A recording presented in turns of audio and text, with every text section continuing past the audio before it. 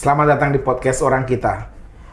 Indonesia baru saja kehilangan seorang sosok pemikir intelektual cendekiawan yang luar biasa, Bapak Dr. Ignaz Gledden, MA, dan baru saja 2-3 hari yang lalu kita melaksanakan misa requiem di Singkarolus, dan hari Rabu sudah dikremasi.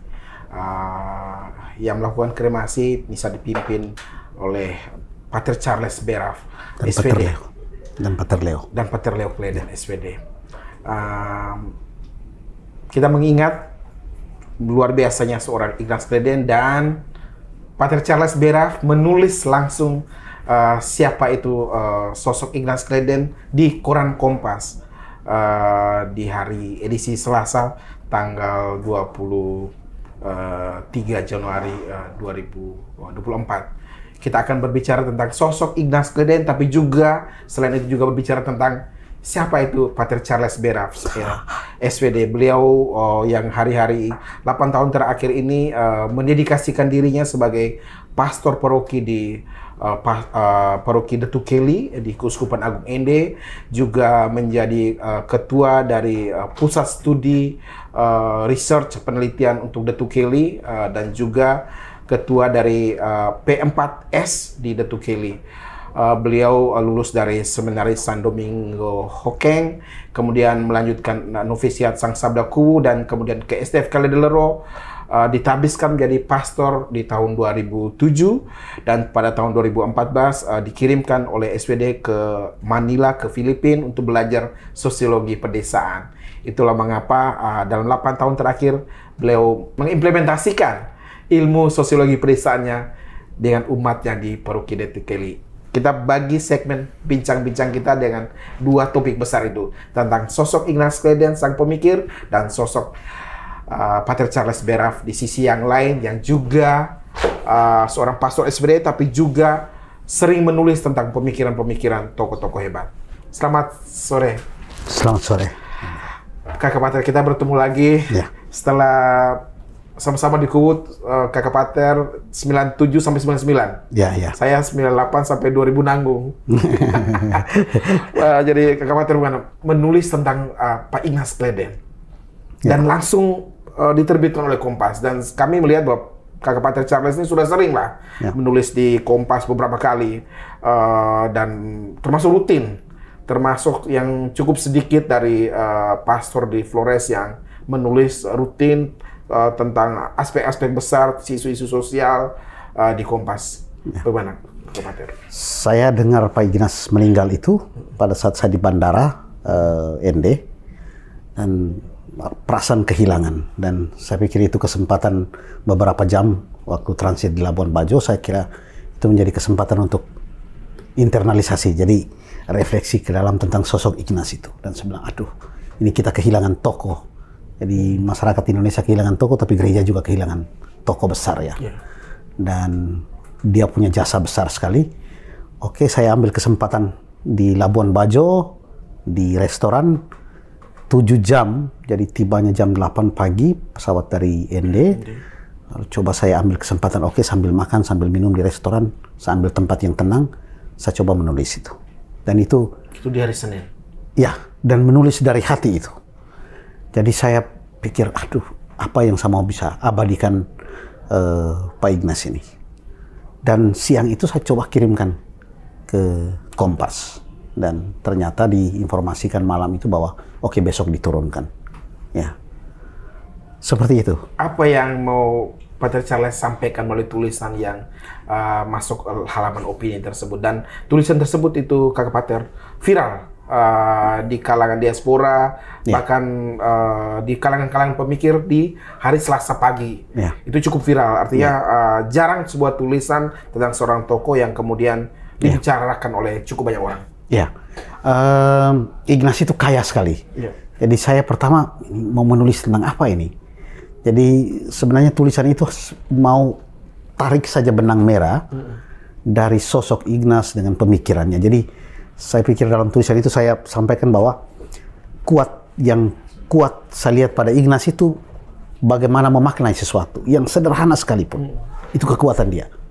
Saya ingat waktu Festival Ledalero tahun 2005 atau 2006, itu kita menerbitkan karya anak-anak SMA dan mahasiswa, karya cerpen dan puisi.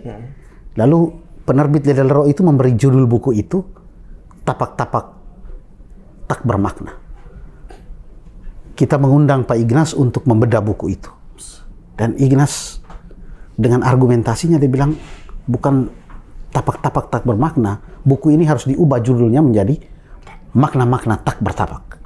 Tapi dengan argumentasi. Jadi makna-makna tak bertapak. Ya, saya mau melihat bahwa dia itu memaknai sesuatu yang sederhana, lalu dengan argumentasi yang sangat kuat. Dan itu benang merah saja yang saya tarik dan munculkan dalam tulisan itu. Tapi Ignas sangat kaya. Dia tahu banyak tentang teologi, tentang politik, tentang filsafat, tentang persoalan-persoalan sosial. Itu hebatnya Ignas itu, tokoh itu. Jadi beliau, kita tahu bahwa Pak Ignas ini lulus dari STFK Ledellero, kemudian datang ke Jakarta, sempat bekerja di LP3ES, kemudian melanjutkan studi S2 di München, Jerman, dan Bielefeld, doktor ilmu sosiologi dan ilmu politik Artinya dengan range ilmu seperti itu, beliau bisa membedah setiap hal dengan luar biasa. Bagaimana komentar bagaimana range ilmu pengetahuan yang dimiliki seorang Ignas? Karena filsafat. Jadi filsafat sebagai induk dari semua ilmu itu ada pada Ignas, dan Ignas tunjukkan itu. Jadi dia melihat satu persoalan sosial, dia tidak lebih dahulu menggunakan kacamata sosiologis, tapi filosofis. Dan itu dia bisa bicara tentang Popper, sebentar-sebentar lari ke Marx, sebentar-sebentar ke Hegel. Jadi dia tuh kawinkan antara filsafat dengan sosiologi itu kuat, ya.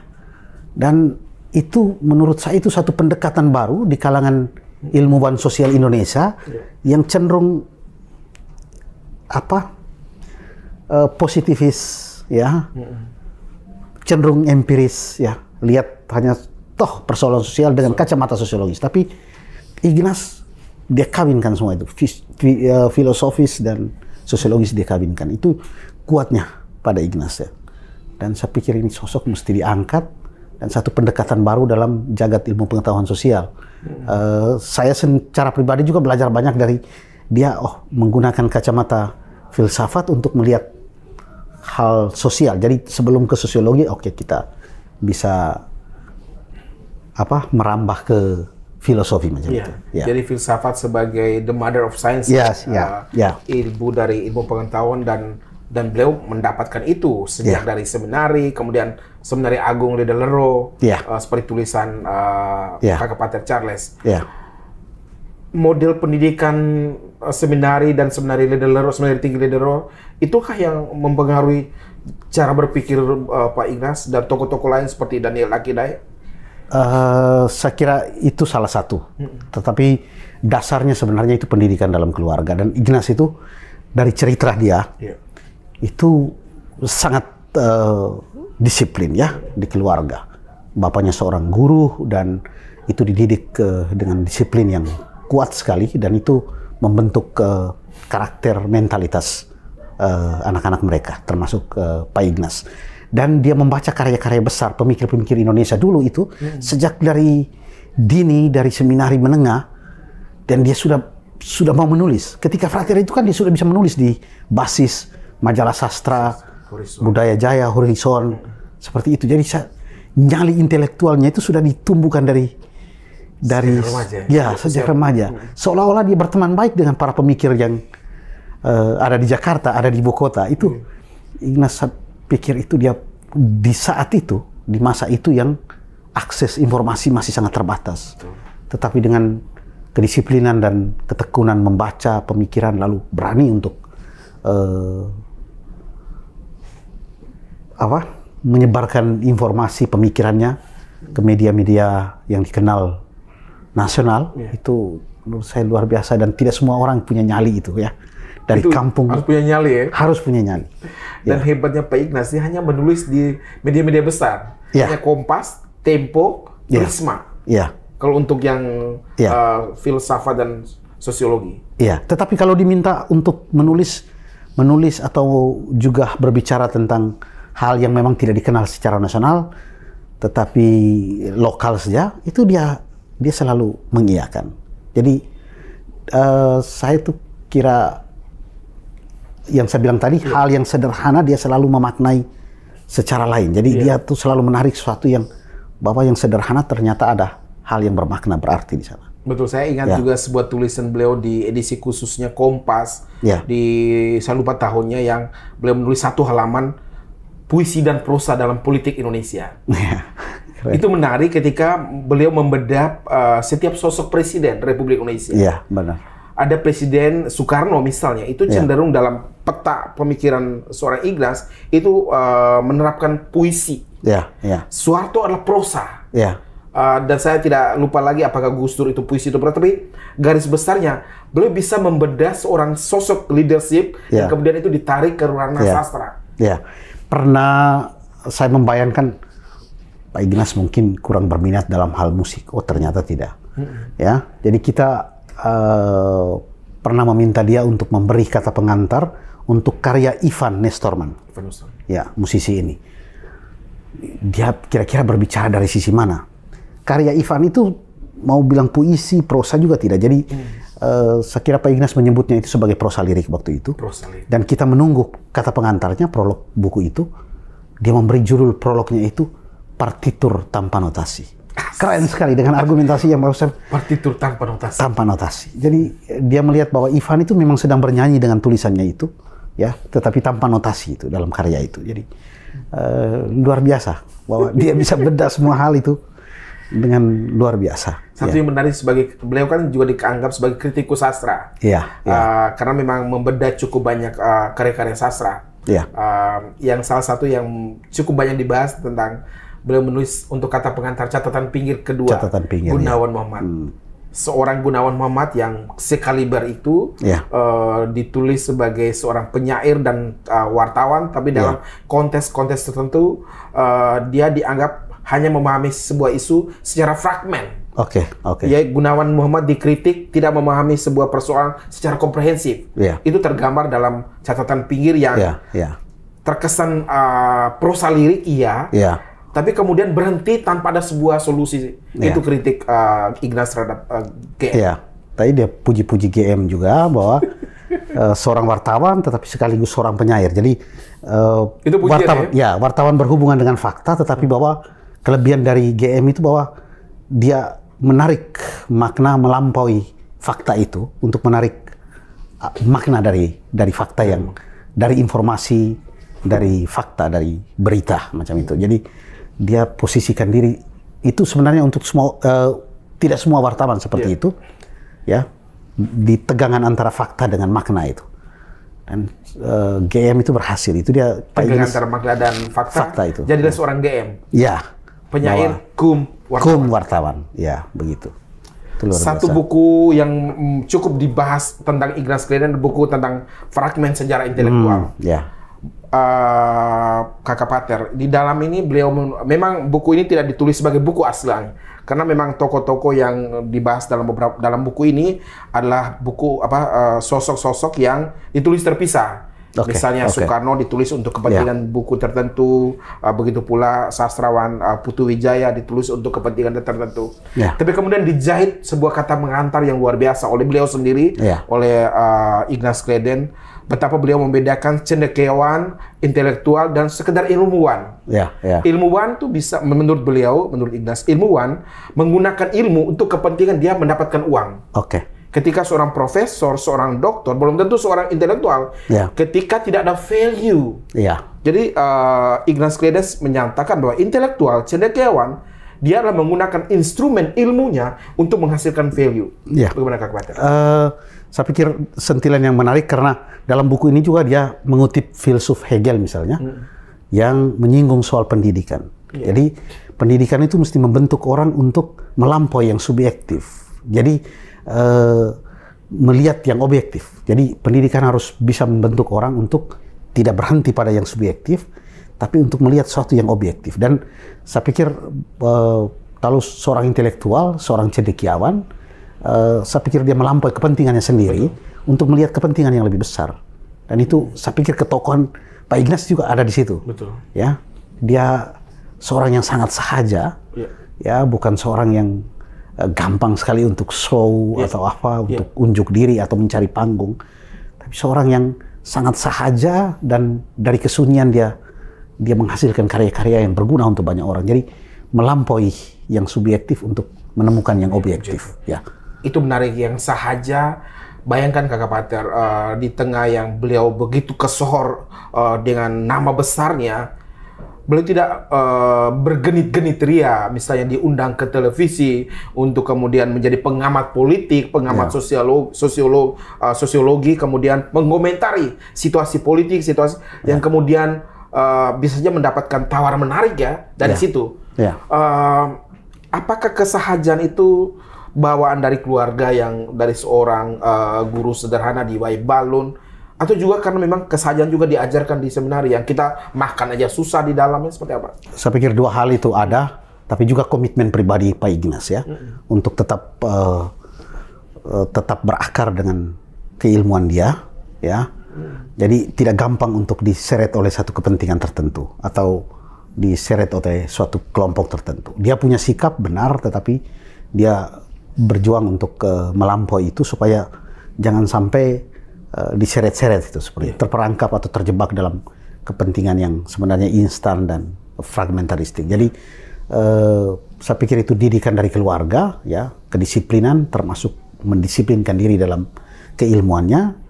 Oke, di seminari, tetapi juga komitmen pribadi dia itu kuat. Karena tidak semua alumni seminari yang tidak sekeren Ignas. Tidak semua. Ya.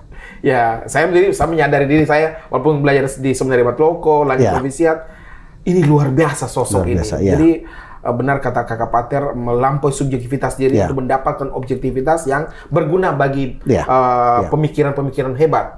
Mengawinkan filsafat dengan sosiologi. Ya. Tadi tahu banyak hal memang. Jadi dia bisa bicara banyak hal. Apa yang mau dia sampaikan, nilai tadi seperti Pak Firdy disampaikan, itu dia mau tarik itu dari semua hal itu, dia tarik nilai apa, dan nilai itu berguna untuk banyak orang. Ya. Dan nampak kesahajaan itu juga nampak dalam keseluruhan dirinya ya. Keseluruhan dirinya. Batik yang khas warna merah itu kadang-kala juga dengan berulang-ulang. Iya, tampak juga dalam saudara-saudaranya seperti Pater Leo itu juga sama. Baju putih, kadang-kala baju biru dengan isi dalam. Begitu pula Kakak Hermin. Iya, juga sederhana. sahaja semua. Sangat saja. Ya. Mereka itu mengembara, bapaknya itu seorang guru dan mengembara dari kampung ke kampung, ada yang antar pulau, mengajar di sana, dan hampir tidak punya rumah tinggal yang tetap, karena dari satu kampung ke kampung, dari satu sekolah ke sekolah yang lain. Dan saya pikir Pak Ignas itu seorang tokoh besar yang tidak mewariskan rumah tinggal pun untuk anaknya. Serius? Iya. Tadi diungkapkan Pater Leo dalam khotbah, dan luar biasa ya, seorang tokoh besar yang mengabdikan keilmuan dia untuk banyak orang, bukan mencari mamon atau mencari apa yang bisa memuaskan dirinya, tidak. Jadi semata memang bahkan total. Mewariskan rumah untuk anaknya pun tidak. Tidak. Yang diwariskan adalah keilmuan. Sehingga anaknya pun sudah mendapatkan doktor juga. Ya, pas sekali itu. Ya, sukses. Siap. Ya. Kita belajar banyak dan akan selalu merindukan sosok-sosok seperti Pak Ignas. Iya, situasi macam sekarang itu menjelang Pilpres, ini kan banyak orang merindukan Ignas bicara apa itu, menulis benar, apa. Betul. Dan kita rasa, tuh ini. Kayak ada yang hilang. Ada yang hilang, dan ini menemukan sosok seperti Ignas ini kan sulit sekali itu di Indonesia. Beliau tidak pernah merujuk pada tokoh tertentu untuk mengajak kita memilih si A, si B, tapi melalui permenungan kecendekiaannya, kita akhirnya ini arah moralitas, etikanya itu yang. Jadi dengan tulisannya kita terinspirasi, tetapi juga kita akhirnya pada kita akhirnya ditumbuhkan sikap kritis untuk melihat apa pilihan kita, apa yang harus kita buat itu. Siap.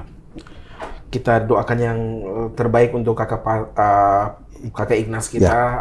Beliau beristirahat dalam damai. Kakak Pater, dan kita masuk segmen kedua tentang seorang Pater Charles Bera. Karena bagi kami di podcast orang kita, Kakak Pater ini cukup unik.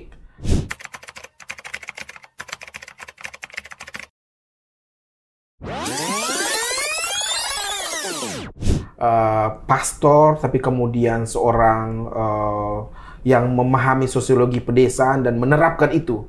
Jadi kalau teman-teman penonton podcast orang kita, Kakak Pater 8 tahun jadi pastor paroki di Detukeli, itu benar-benar pastor paroki yang seperti petani, ngurusin vanili, kakao, ngurusin babi. Seperti apa nanti kita akan bincang khusus dalam segmen kedua podcast orang kita bersama Pater Charles Bera. 8 tahun di Detukeli. Gimana Kakak Pater? Ya, itu pengalaman luar biasa. Setelah menyelesaikan pendidikan dari Filipina, ya mungkin banyak orang membayangkan itu nanti ke sekolah, ke Lelero atau kemana, ke lembaga penelitian mana. Tetapi Pater Leo, waktu itu provinsial, adiknya Pak Ignas, itu minta saya untuk ke Detukeli. Dan saya menjawab siap. Dan saya mempelajari kurang lebih berapa bulan bahwa ternyata 99% umat saya ini petani. Jadi pendekatan pastoralnya mesti dengan pendekatan Allah seorang petani.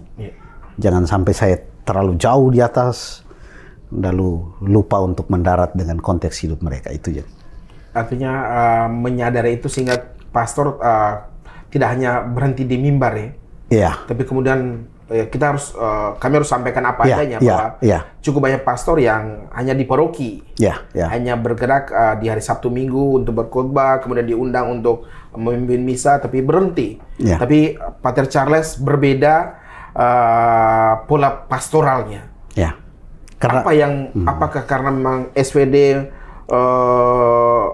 option for the poor, pilihan-pilihan seperti itu? Barangkali itu melatari, tetapi saya itu mau melihat konteksnya. Jadi karena saya tahu bahwa itu banyak petani, sedikit persen itu peternak. Oke, saya pikir pastoral mesti berbasis petani. Jadi moto paroki kami itu dari pertanian menuju Allah. Dari pertanian menuju Allah. Ya, kita mau khotbah, seorang pastor datang ke Detukeli dan khotbah di depan mimbar, omong tentang Injil ini, Matius, Lukas. Sampai di pintu gereja itu umat sudah lupa itu. Karena dia harus mikir hidupnya dia. Dia mikir hidupnya dia tentang kebun, tentang ternaknya, tentang tanamannya. Jadi saya pikir untuk mendekatkan Injil dengan umat, kita masuk melalui pintu mereka, dan pintu itu hidup mereka pertanian itu.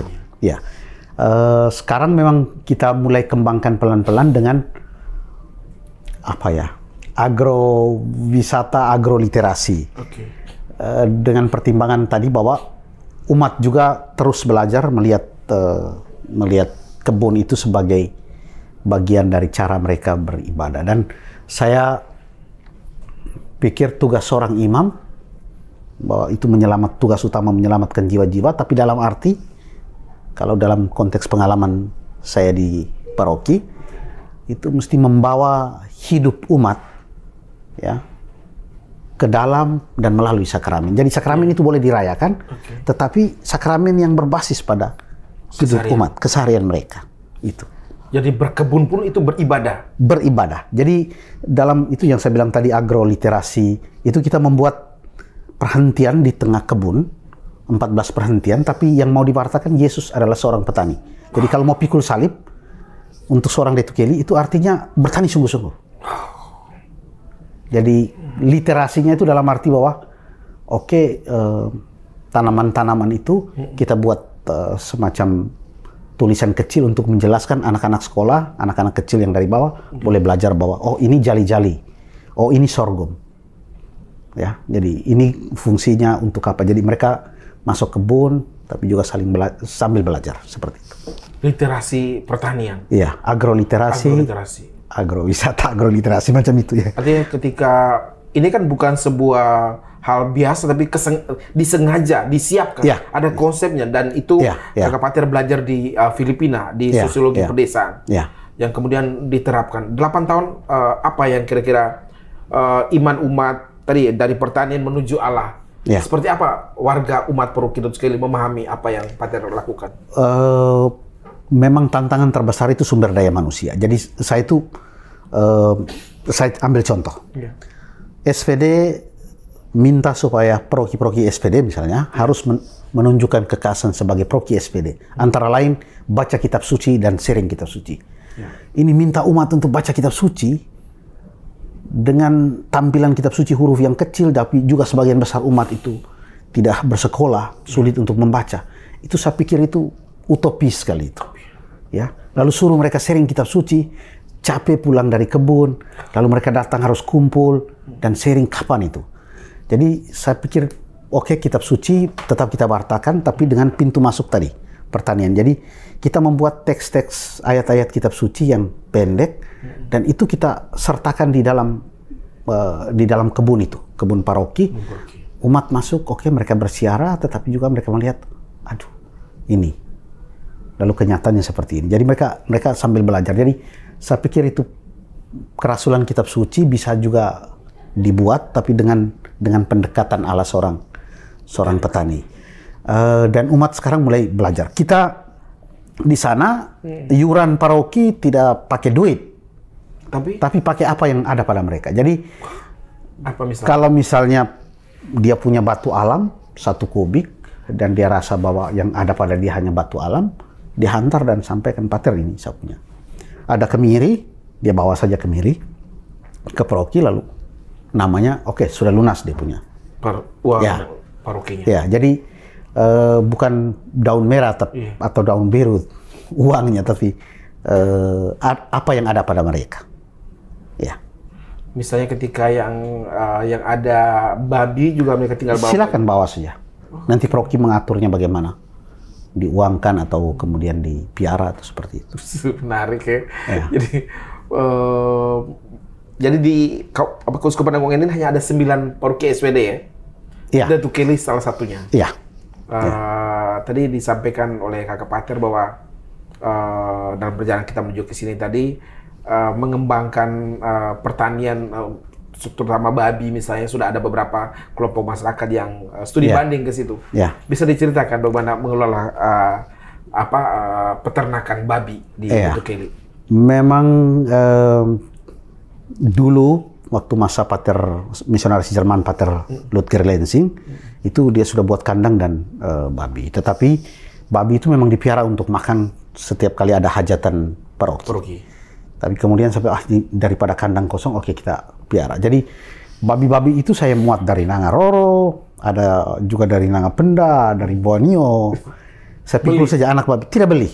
Karena relasi itu, lalu mereka kasih, saya muat saja dengan motor, lalu piara. Dan dia cukup menghasilkan. Tapi poin saya itu mengajarkan umat bahwa di rumah itu ada uangnya. Yeah. Ada hal yang bisa kita hasilkan. Tidak harus ke Malaysia, tidak harus ke Singapura, tapi di pinggir rumah itu bisa. Jadi tahun lalu itu dari anak babi saja, dari 10 induk, kita mendapat 156 juta dari anak babi. Untuk paroki?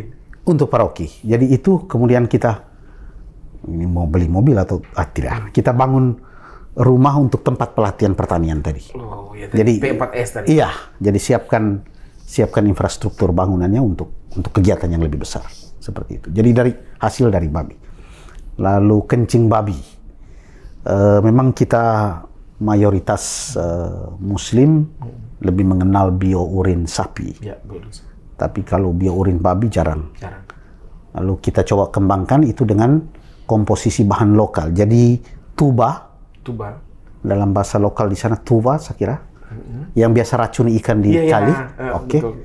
Ya, itu kita ambil akarnya untuk pestisida. Lalu air kencing babi itu tiap kali dicedok, diisi dalam gentong. Campur tuba, akar tuba dengan kunyit sekilo. Jadi herbisidanya itu ada pada kencing babi dengan kunyit, ada pestisidanya itu ada pada tuba itu. Jadi tiap pagi diaduk supaya amoniaknya keluar. 21 hari kita fermentasi. Oke, dia sudah hitam, itu sudah jadi pupuk itu. Jadi tinggal kita jual per liter 10.000 waktu itu, dan umat mengambil, kita jual sampai di Maumere, sampai di Manggarai. Urin babi 10.000 per liter. 10.000 per liter. Lebih mahal. Dan satu induk babi itu dia uangnya lebih besar daripada 1 ekor babi yang nanti dijual. Jadi babi yang dijual 7-8 juta, urinnya bisa sampai belasan juta. Karena satu hari seekor babi ini induk bisa sampai 2 liter itu. Ya. Cara mengeluarkan kencing babi kan gampang sekali. Kasih minum air. Kita ya minum air atau kita celup air tangan di air, lalu percik saja di pemuka, itu dia langsung kencing itu. Oh, itu ada teknik. Ya karena dia kena dingin itu langsung itu. Wah, berarti ada petugasnya di jadi Kelly yang tukang itu.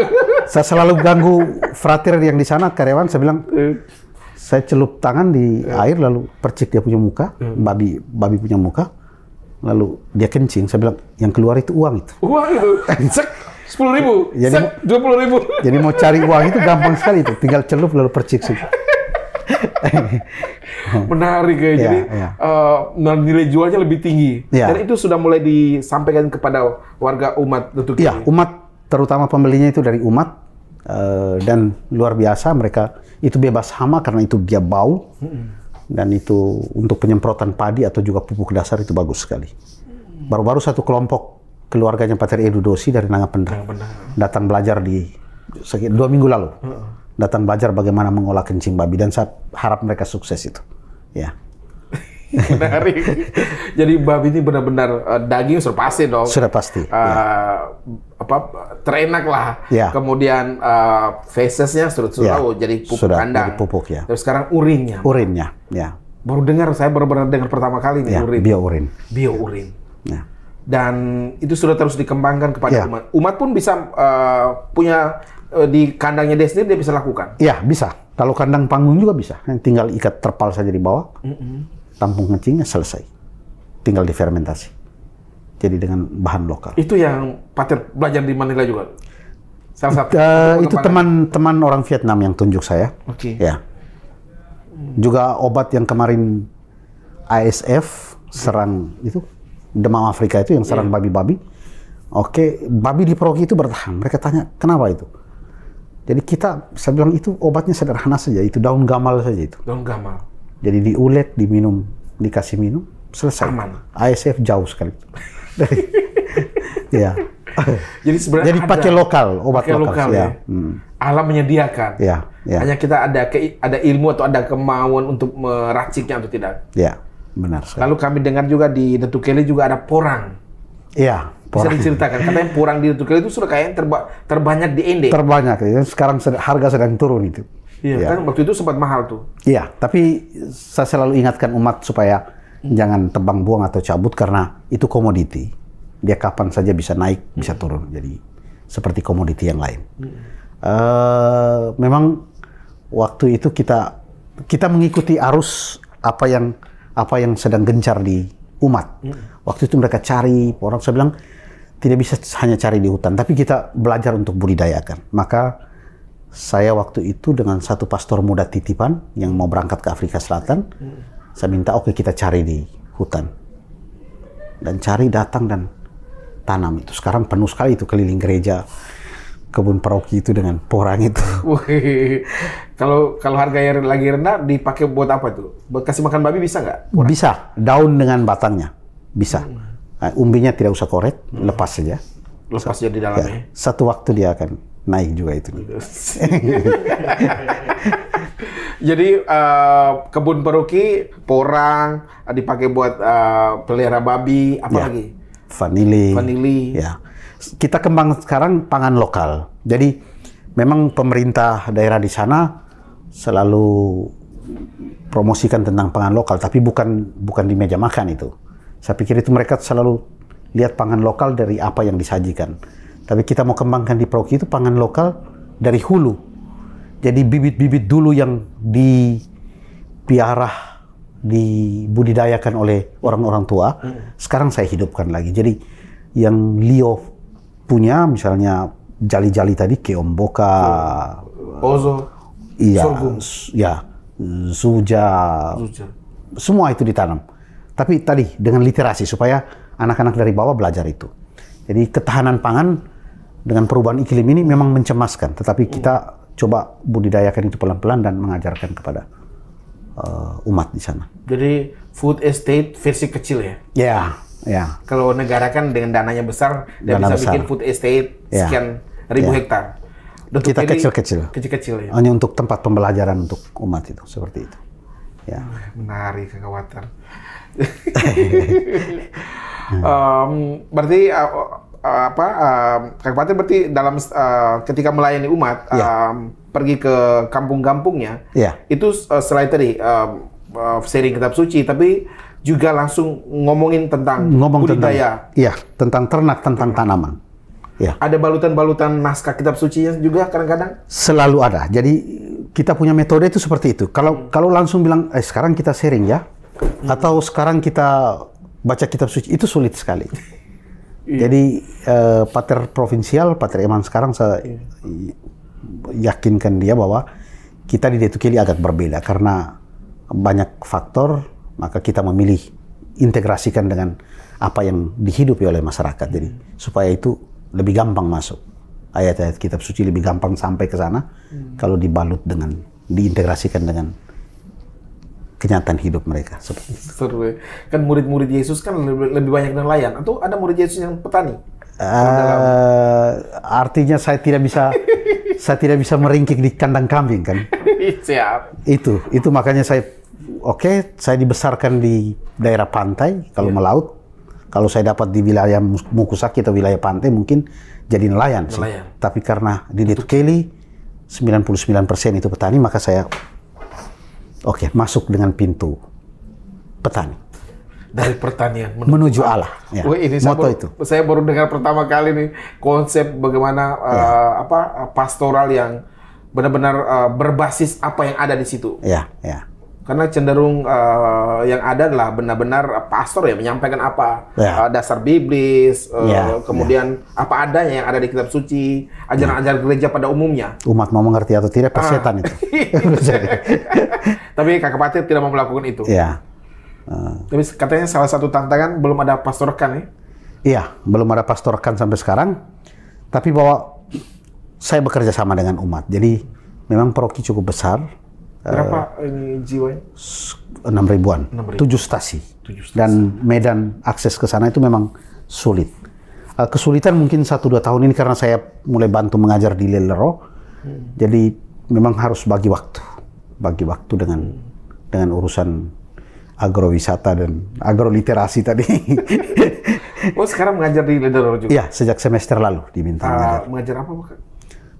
Kemarin antropologi, lalu sekarang dengan Pater Robert Mirsel dengan metode penelitian sosial. Metode penelitian sosial cocok benar itu. Ya, jadi bola-balik. Tapi menarik dengan pengalaman di kelas itu, saya pikir baik juga untuk frater-frater belajar kemudian. Jadi metode kuliahnya juga kita pakai case-based learning. Jadi belajar berdasarkan kasus. Jadi saya sampaikan kasus lalu mereka menganalisa, baru saya masuk teori. Jadi saya harap mereka satu waktu mereka jadi pastor. Kalaupun tidak jadi pastor, mereka tidak sangat spekulatif, tapi mereka berakar dengan konteks di mana masyarakat hidup itu. Menarik. Ya.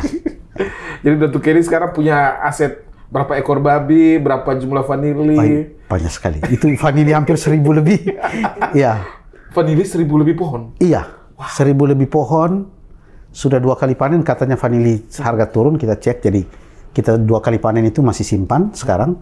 Sementara porang itu 256.000 pohon. Babi sekian ekor? Babi ada 10 induk, 1 pejantan. Jadi 1 kalau beranak 10 berarti 100 ekor. Potensi. 1 tahun 2 kali beranak 200 ekor. 200 juta itu. 200 juta. Oh, dia 1 juta? Ketika lahir? Iya, kalau jualnya 1 juta. Oh, bisa. Tapi kalau 1,5 juta, lebih lagi dari situ ya. Menarik. Ya. Kakak Pater, apa yang ingin Kakak Pater sampaikan kepada umat Detukeli dan umat Katolik pada umumnya dengan pola pendekatan ala Kakak Pater nih yang dari pertanian menuju Allah? Karena ini konsep ini kan tidak semua dilakukan oleh rekan-rekan pastor paroki di tempat-tempat yang lain. Ya. Saya pikir gereja dengan prinsip itu semper reformanda tadi, pembaruan terus-menerus, itu pembaruan dalam arti dengan perkembangan zaman sekarang, itu gereja mesti punya konteks yang jelas. Jadi kadangkala khotbah itu tidak kesampaian, bukan karena mereka tidak mengerti, tapi karena tidak menyentuh hidup mereka. Jadi saya pikir khotbah yang paling nyata sekarang untuk kami para pejabat gereja ini, para pastor ya mesti menyentuh hidup umatnya, dan itu juga bisa mengundang partisipasi umat. Gereja partisipatif, umat mengambil bagian dari apa yang memang direncanakan bersama pastor itu. Jadi umat bukannya tidak mau mengerti, tapi karena tidak merasa tersentuh. Tidak merasa tersentuh. Gereja jauh sekali. Ya. Dan saya pikir banyak gereja, paroki itu punya duit banyak ya. Dan itu kesan saya itu bahwa itu duit tidur itu. Duit tidur ya? Ya, duit tidur karena itu duit mesti digunakan untuk umat. Betul. Saya pikir Pak Franseda, Pak Lorenzai, banyak toko-toko di Flores itu, mereka menjadi besar karena gereja memberi perhatian waktu itu. Di tengah kesulitan, Pak Franseda misalnya, itu punya hubungan baik sekali dengan SVD, dengan gereja, lalu sampai studi di Belanda, lalu dia jadi toko, sekarang mau didorong untuk jadi pahlawan nasional. Nah, sekarang paroki-paroki itu punya uang sampai miliaran, tapi apa artinya untuk umat? Kenapa tidak bisa buka beasiswa untuk anak-anak miskin yang mampu secara intelektual, untuk mereka jadi toko, entah mereka kerja di mana saja. Betul. Tapi itu sayang sekali. Kita membanggakan sekian M di rekening, di deposito, tetapi kurang berguna untuk masyarakat. Jadi saya pikir gereja mesti juga melihat dengan konteks hidup umat. Sekarang misalnya di wilayah utara, wilayah Ende, itu ada perubahan iklim. Banyak jambu, kemiri itu tidak berbuah. Jadi dari mitigasi itu maksudnya kita gereja buat apa itu? Ya, jadi saya pikir mesti berpikir tentang hidup umat juga. Sama-sama berpikir dengan umat. Ya. Betul.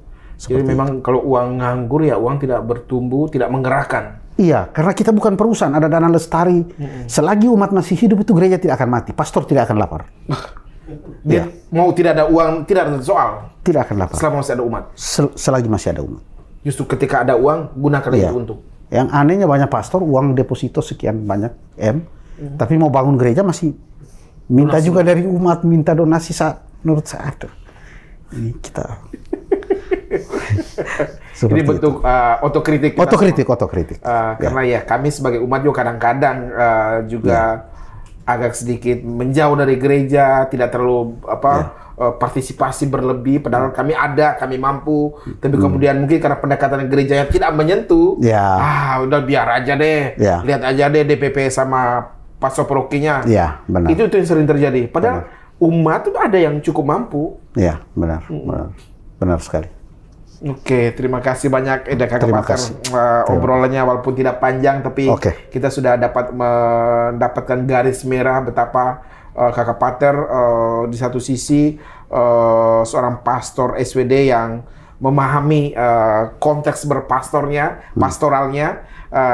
dari sebuah paroki kecil di Keuskupan Agung Ende bernama Datu Keli dengan pendekatan pertanian, dengan moto paroki bahkan namanya menarik sekali, dari pertanian menuju Allah. Menarik. Jadi aset atau kalau sensus di paroki umat sekian, babi sekian juga ya. Babi sekian juga. Vanili sekian. Jadi tidak berhenti di umat. Itu karena menjadi kekuatan umat. Benar. Benar. Closing statement Kakak Pater untuk warga Keuskupan Agung Ende maupun untuk umat Katolik pada umumnya dengan konsep yang coba ditawarkan dan dilakukan oleh paroki Datu Keli.